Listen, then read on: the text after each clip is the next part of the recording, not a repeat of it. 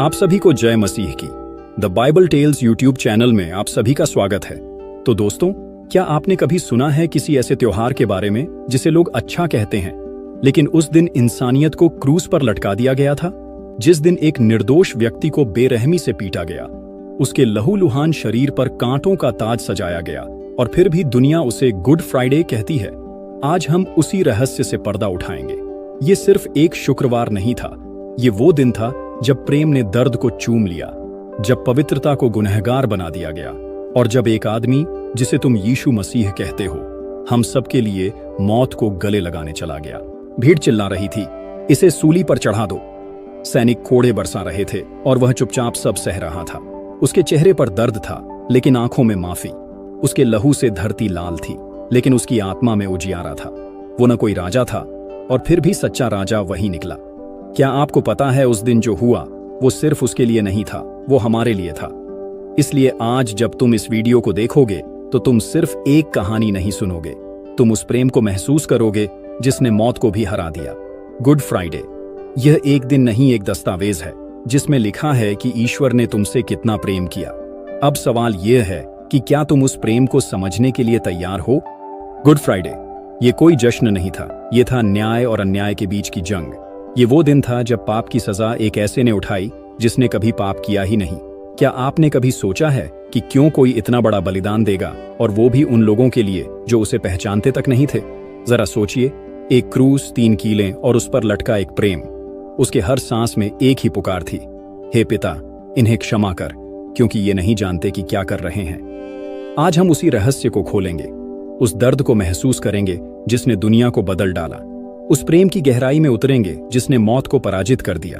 तो अगर आप तैयार हैं तो अपने दिल को खोलिए, अपनी आत्मा को शांत कीजिए, क्योंकि जो कहानी अब शुरू होने जा रही है वो सिर्फ एक इतिहास नहीं, बल्कि वो तुम्हारी और मेरी मुक्ति की चाबी है। और जब आप इसे जान जाओगे तो शायद गुड फ्राइडे आपको पहले जैसा कभी न लगे। तो चलिए शुरू करते हैं। यीशु मसीह, एक ऐसा नाम जिसने समय को 2 हिस्सों में बांट दिया, BC और AD। लेकिन कौन था ये व्यक्ति जो ना राजा था ना सेनापति, फिर भी उसका नाम आज भी जीवित है? यीशु एक गरीब बढ़ाई के घर जन्मा था। उसने न तो धन जोड़ा, न ही कोई महल बनवाया। फिर भी वो जहां भी गया, प्रेम, करुणा और चमत्कार उसके साथ चलते थे। वो अंधों को दृष्टि देता था, मृतकों को जीवित करता था और भूखों को भोजन देता था। उसकी बातें सीधे आत्मा से बात करती थी। जब वो कहता था, धन्य हैं वे जो दीन हैं आत्मा में, लोग सन्न हो जाते थे। परंतु यह सब सभी को पसंद नहीं आया। धार्मिक नेताओं को उसका सच्चा और सीधा सत्य अखरने लगा। वो सच्चाई को उजागर कर रहा था, पाखंड को चुनौती दे रहा था। यीशु ने खुद को ईश्वर का पुत्र कहा। यहीं से शत्रुता शुरू हुई। यहूदी धर्मगुरु उसे ईशनिंदा का दोषी मानने लगे, परंतु भीड़, वो तो उसे मसीहा मानने लगी थी। और यही बन गया सबसे बड़ा खतरा, क्योंकि यीशु अब केवल एक व्यक्ति नहीं रहा, वह एक आंदोलन बन चुका था। यीशु मसीह ने 12 शिष्यों को चुना था। वे सब उसके साथ खाते, चलते, प्रार्थना करते और जीवन का पाठ सीखते। उन्हीं में से एक था यहूदा इस्करियोती, एक करीबी शिष्य। पर इसी ने धोखा दिया। एक रात जब यीशु अपने चहेते बगीचे गेतसमनी में प्रार्थना कर रहे थे, उसका चेहरा गंभीर था, जैसे वो जानता हो कि कुछ बड़ा घटने वाला है। तभी अंधेरे में मशालें चमकी, सैनिक आए और उनके आगे आगे चल रहा था यहूदा, यीशु का वह शिष्य जिसने उन्हें धोखा दिया। पर उसने तलवार से वार नहीं किया, न ही कोई आरोप लगाया, बस एक चुंबन दिया। और यहीं से शुरू होती है उस दर्द की दास्तान जिसकी गूंज आज भी आत्माओं को हिला देती है। यहूदा ने अपने गुरु को 30 चांदी के सिक्कों में बेच दिया। सोचिए, जब अपना सबसे करीबी ही पीठ में छुरा घोंप दे तो क्या बीतती है उस दिल पर। यह केवल एक धोखा नहीं था, यह उस भरोसे की मौत थी जिस पर पूरी दुनिया खड़ी होती है। पर यीशु का प्रेम देखिए, उसने यहूदा को भी उस क्षण में मित्र कहा। कितनी बार हम भी जीवन में यहूदा जैसे अनुभवों से गुजरते हैं, और तब यीशु का यह प्रेम हमें सिखाता है कि बदले की नहीं, क्षमा की राह ही हमें मुक्त करती है। सैनिकों ने उसे पकड़ा, लेकिन यीशु ने कोई प्रतिरोध नहीं किया, क्योंकि वो जानता था ये सब उसे सहना ही होगा। वो किसी और की गलती की कीमत चुका रहा था। यीशु को यहूदा के धोखे से गिरफ्तार किया गया और उसके बाद उसे धार्मिक नेताओं और रोमी अधिकारियों के सामने पेश किया गया। उसे कोई कानूनी अपराध नहीं ठहराया जा सका, इसलिए फर्जी गवाह तैयार किए गए। न्यायपालिका का उपहास उड़ाया गया, लेकिन वो चुप रहा, जैसे एक मेमना जो वध के लिए तैयार किया जा रहा हो। जब कोई सबूत नहीं मिला तब भीड़ की मांग पर उसे दंडित किया गया। रोमी सैनिकों ने उसे 39 कोड़े मारे, क्योंकि 40 को मौत की सजा माना जाता था। हर कोड़ा उसके पीठ को चीरता गया, रक्त बहता गया, लेकिन वो चुप रहा। फिर उसे एक कांटों का ताज पहनाया गया। यह ताज सोने या हीरे का नहीं था, यह ताज दर्द का था। कांटे उसकी खोपड़ी में धंस गए, रक्त उसकी आंखों से नीचे बहने लगा। सैनिक हंसते, उसे यहूदियों का राजा कहते हुए उसका मजाक उड़ाते, लेकिन यीशु वो सब सहता रहा, जैसे प्रेम ने पीड़ा को गले लगा लिया हो। यह सिर्फ यीशु का परीक्षण नहीं था, यह मानवता की आत्मा का भी इम्तिहान था। फिर उसे आदेश मिला, खुद अपना क्रूस उठाकर गोलगाठा तक जाना होगा। एक भारी लकड़ी का क्रूस जिसे उसकी पीठ ने ढोया, एक ऐसा पीठ जो पहले से ही लहूलुहान थी। रास्ते में लोग हंसते, थूकते, धिक्कारते, कुछ औरतें रोती रहीं, लेकिन अधिकतर लोग तमाशा देख रहे थे। उसके हर कदम के साथ दर्द गहराता गया, सांसें धीमी होती गईं, लेकिन वो रुकता नहीं। रास्ते में शमौन नामक एक व्यक्ति को मजबूर किया गया कि वह यीशु का क्रूस उठाए, क्योंकि उसका शरीर अब जवाब देने लगा था। लेकिन उसकी आत्मा अब भी पूरी मानवता को बचाने की जिद में थी। यह सिर्फ एक राह नहीं थी, यह मुक्ति की सीढ़ियां थीं। कुछ समय बाद गोलगाथा पहुंचे। वहां उसे क्रूस पर लिटाया गया।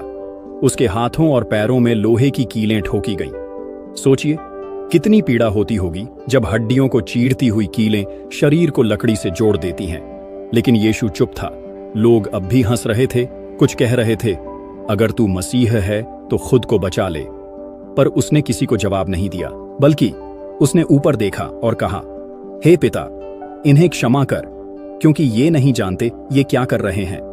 ये शब्द केवल क्षमा नहीं थे, ये घोषणा थी कि प्रेम घृणा से बड़ा होता है, कि परमेश्वर का प्रेम इतना गहरा है कि वो मरते हुए भी तुम्हारे लिए दुआ करता है। 3 घंटे तक आकाश अंधकारमय रहा, जैसे स्वयं ब्रह्मांड भी इस बलिदान पर शोक मना रहा हो।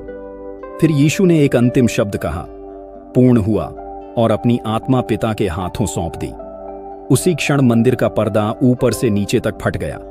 यह एक प्रतीक था कि अब ईश्वर और मनुष्य के बीच कोई दीवार नहीं रही। धरती कांप उठा, कब्रें खुल गईं। एक रोमी सैनिक बोला, निश्चय ही यह व्यक्ति परमेश्वर का पुत्र था। यह केवल मृत्यु नहीं थी, यह एक नया जीवन था हमारे लिए। तो अब सवाल यह उठता है, अगर यह सब इतना दुखद था तो इसे गुड फ्राइडे क्यों कहते हैं? क्योंकि क्रूस पर यीशु ने मृत्यु नहीं पाई, उसने मृत्यु को मारा। उस दिन शैतान को हराया गया, अधोलोक को खोला गया और स्वर्ग का द्वार मनुष्यों के लिए खोल दिया गया। 3 दिन तक यीशु का शरीर कब्र में था, लेकिन आत्मा अधोलोक में। बाइबल कहती है कि वह वहां मृतकों को संदेश देने गया और बंधनों में पड़े आत्माओं को मुक्त किया। उसने मृत्यु पर विजय पाई, लेकिन वह केवल शुरुआत थी। गुड फ्राइडे दुखद है, लेकिन यह पराजय नहीं है, यह विजय का द्वार है। यह उस प्रेम की घोषणा है जो अपने शत्रुओं के लिए भी प्रार्थना करता है। गुड फ्राइडे हमें बताता है कि न्याय कभी जल्दी नहीं आता, पर जब आता है तो इतिहास बदल देता है। यह दिन हमें याद दिलाता है कि बलिदान में ही मुक्ति है और प्रेम की कोई सीमा नहीं होती। यह दिन हमें सिखाता है कि दुख के पीछे एक उद्देश्य हो सकता है और मृत्यु के बाद भी जीवन संभव है। इसलिए यह शोक का दिन नहीं, आत्मा के पुनरुद्धार का दिन है। जब भी गुड फ्राइडे का दिन आए तो केवल दुख की भावना न रखें, बल्कि गहराई से सोचें कि कोई तुम्हारे लिए मरा ताकि तुम जी सको। जब अगली बार आप गुड फ्राइडे मनाएं तो सिर्फ शोक में न डूबें। यह दिन केवल दुख का नहीं है, यह दिन उस रहस्य का प्रतीक है जब परमेश्वर ने मृत्यु, पाप और अधर्मी सत्ता पर जीत पाई। गुड फ्राइडे एक वादा है कि अंधकार के बाद हमेशा सुबह आती है, और सबसे बड़ी बात, क्रूस पर टंगी एक आशा जो आज भी हमारे साथ है। हर बार जब जीवन में दर्द हो, अन्याय हो, अकेलापन हो, तो उस क्रूस की ओर देखो। वहां एक आदमी था जिसने हर दर्द सहा और फिर भी प्रेम किया। वही यीशु आज भी तुम्हारे लिए इंतजार कर रहा है। क्या तुम उस प्रेम को स्वीकार करोगे या तुम उस बलिदान को व्यर्थ जाने दोगे? यीशु मरा ताकि हम जीवन पा सकें, और यही है गुड फ्राइडे का सबसे बड़ा रहस्य। गुड फ्राइडे का अर्थ तभी पूरा होता है जब हम उस प्रेम को अपनाते हैं और उसे दूसरों तक पहुंचाते हैं। इसलिए इस वीडियो को अपने सभी दोस्तों और परिवार के साथ शेयर जरूर करें। क्या आपने कभी किसी को अपने लिए मरते देखा है? गुड फ्राइडे सिर्फ इतिहास नहीं, बल्कि यह एक जिंदा सबूत है उस प्रेम का जो बिना शर्त के था। यीशु ने न किसी से बदला लिया, न कोई शर्त रखी, बस क्रूस पर चढ़कर कह दिया, मैं तुम्हें प्रेम करता हूं। आज भी वही प्रेम तुम्हें पुकार रहा है। क्या तुम उसे अनदेखा कर दोगे? तो दोस्तों, अगर इस कहानी ने आपके दिल को छू लिया और अगर एक पल भी आपको ये एहसास हुआ कि कोई है जो आज भी आपके लिए जीवित है, तो इस वीडियो को लाइक जरूर करें और इस संदेश को अकेले तक ही सीमित मत रखो। शेयर करो उन सभी के साथ जिन्हें उम्मीद चाहिए, जिन्हें माफी चाहिए, जिन्हें प्रेम चाहिए, क्योंकि ये सिर्फ कहानी नहीं बल्कि यह उद्धार की चाबी है। और साथ ही the Bible tales YouTube channel को सब्सक्राइब करके बेल आइकन जरूर दबाएं, क्योंकि यहाँ हर वीडियो सिर्फ सुनने के लिए नहीं बल्कि महसूस करने के लिए होता है। तो दोस्तों, आप सभी को गुड फ्राइडे मुबारक हो और ध्यान रखें, यह अंत नहीं है बल्कि अनंत जीवन की शुरुआत है। जय मसीह की।